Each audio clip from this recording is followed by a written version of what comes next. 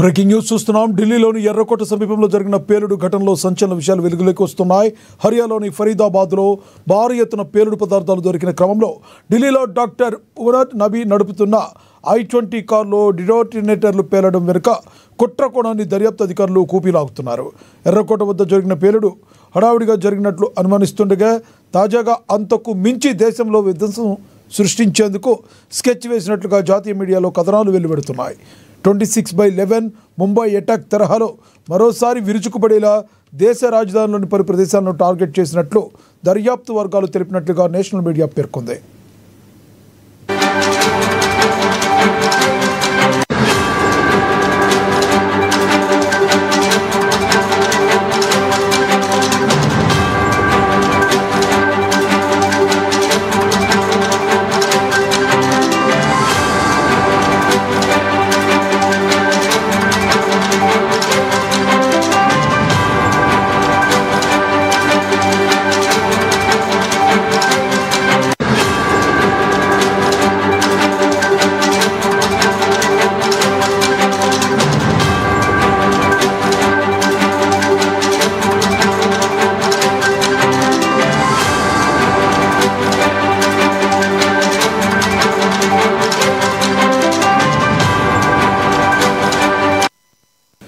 ఢిల్లీలోని ఎర్రకోట India gate constitution club Gaurishankar ఆలయంతో సహా దేశ రాజధాని నడిబొడ్డున ఉన్న ప్రధాన ప్రదేశాలే లక్ష్యంగా ఉన్నాయని తేలింది.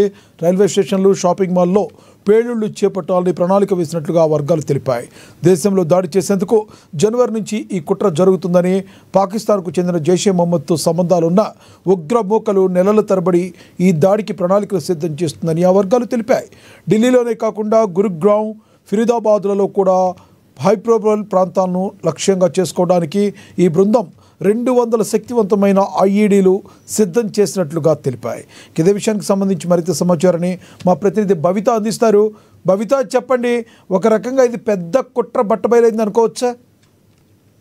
ఖచ్చితంగా. ఎందుకంటే ఏదైతే సోమవారం సాయంత్రము ఢిల్లీ ఎర్రకోట సమీపంలో జరిగినటువంటి బ్లాస్ట్ కు సంబంధించి మొదట కొన్ని అనుమానాలు వ్యక్తం చేస్తూ ఇది కావాలనే బ్లాస్ట్ జరపారనే కోణంలో ఇప్పటికీ విచారణ చేపినప్పటికీ నిన్నటి వరకు మాత్రం కొంత ప్రాథమికంగా ఇది అనుకోకుండా జరిగినటువంటి బ్లాస్ట్ అని చెప్పేసి కూడా ఇప్పటికే విచారణ సంస్థలు కూడా గుర్తించిన నేపథ్యం కనబడుతుంది. ఎందుకంటే ఇప్పటికే ఏదైతే ఫైజాబాద్ లో గుర్తించినటువంటి వాటికి సంబంధించినటువంటి వాటితో ఇక్కడ ఉన్నటువంటి ఏదైతే మొన్న కారులో బ్లాస్ట్ అయిన ఉమర్ నబీకి సంబంధాలు ఉన్నాయని తేలడంతోనే ఎట్టి పరిస్థితుల్లో పట్టుబడాల్సి వస్తారని చెప్పేసి ఆ ఉద్దేశంతోనే వీళ్ళు అనుకోకుండా అక్కడ నుంచి తప్పించుకునే ప్రయత్నం చేస్తుండగానే అందులో కారులో అమ్మోనియం నైట్రేట్ తో పాటు మరొక ఇంధనము ఉండటంతోనే కొంత వేడి తగిలినా కూడా అమ్మోనియం నైట్రేట్ బ్లాస్ట్ అయ్యే పరిస్థితి వస్తుంది. కాబట్టి ఈ ఉద్దేశంతోనే అంటే వాళ్ళు అక్కడి నుంచి తప్పించుకునే ప్రయత్నం చేస్తున్నటువంటి సమయంలోనే ఉన్నట్టుగా ఒక్కసారిగా అది బ్లాస్ట్ అవ్వాల్సి వచ్చింది తప్ప ఇది కావాలని బ్లాస్ట్ చేసింది కాదు అని చెప్పేసి కూడా వాళ్ళు ప్రాథమికంగా ఒక నిర్ధారణకు వచ్చినట్టు నేపథ్యం కనబడుతున్నప్పుడు నిజంగానే బ్లాస్ట్ చేయాల్సి వస్తే కనుక పూర్తి స్థాయిలో ఆ ఇంధనం ఉపయోగించాల్సి వస్తుంది. అనుకున్నటువంటి స్థాయిలో ఆ బాంబు పేలుడు జరగలేదు కాబట్టి ఒక ఇంత దాన్ని నివారించగలిగామన్నట్టుగా కూడా వీళ్ళు చెప్తున్నటువంటి నేపథ్యం అయితే కనబడుతుంది. అయితే ఈ బ్లాస్ట్ జరిగినటువంటి సందర్భంలో అక్కడ నుంచి ఏదైతే ఢిల్లీ ఎర్రకోట సమీపంలో 3 గంటల ప్రాంతంలో కార్ పార్క్ చేసినప్పటికీ ఎందుకు అంతసేపు 3 గంటల వ్యవధి అక్కడ వెయిట్ చేయాల్సి వచ్చింది? అంటే ఎవరి సహాయం కోసమైనా చూసారా? నిజంగానే బ్లాస్ట్ జరపాల్సి వస్తే కనుక ఇంకా బయట ఉన్నటువంటి ఎవరైనా ఆదేశాలు జారీ చేస్తే కనుక కార్ను మూవ్ చేయాలనుకున్నారా, ఎక్కడ బ్లాస్ట్ చేయాలనుకున్నారా అనేటువంటి కోణాల్లో కూడా మరింత అంటే దర్యాప్తు చేస్తున్నటువంటి నేపథ్యం కనబడుతుంది. అయితే ఇప్పటి వరకు కూడా ఢిల్లీ పోలీసుల స్థాయిలోనే విచారణ జరిగినప్పటికీ ఉగ్రవాద మూకలో ఉన్నటువంటి ఇట్లాంటి దాడులకు సంబంధించి NIA సంస్థ ఎక్కువ వరకు డీల్ చేస్తుంది. కాబట్టి దీనికి సంబంధించి NIAకి ఈ దాడికి సంబంధించినటువంటి బాంబ్ బ్లాస్ట్ కి సంబంధించి ప్రజెంట్ అయితే ఢిల్లీ పోలీస్ కేంద్రం కూడా NIAకి అప్పగించినట్టుగా తెలుస్తుంది. పూర్తి స్థాయిలో NIA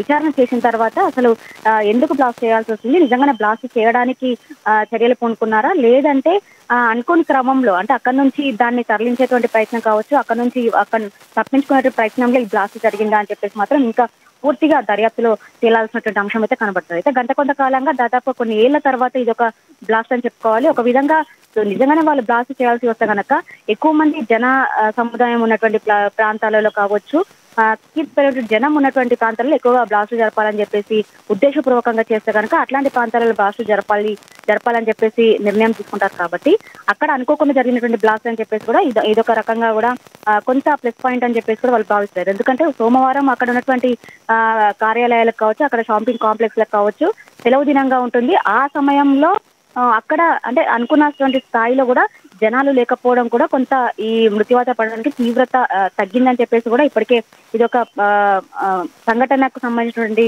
అంశాన్ని కూడా చెప్తున్నట్టు నేపథ్యం అయితే కనబడుతుంది. అయితే వీళ్ళు బ్లాస్టులు చేయాల్సి కనుక ఏదైతే జైషే మహమ్మద్ సంస్థ వీళ్ళకి సంబంధాలు ఉన్నాయని చెప్పేసి ఇప్పటికే భావిస్తున్నటువంటి నేపథ్యంలో ఎక్కువగా సముదాయాలు ఉన్నటువంటి ప్రాంతాలలో బ్లాస్టులు చేయాలని చెప్పేసి ఇప్పటికే నిర్ణయించుకున్న నేపథ్యంలో ఇది ముందస్తుగానే బయటపడిందని చెప్పేసి కూడా ఇప్పటికే వాళ్ళు భావిస్తున్నటువంటి నేపథ్యం అయితే కనబడుతుంది.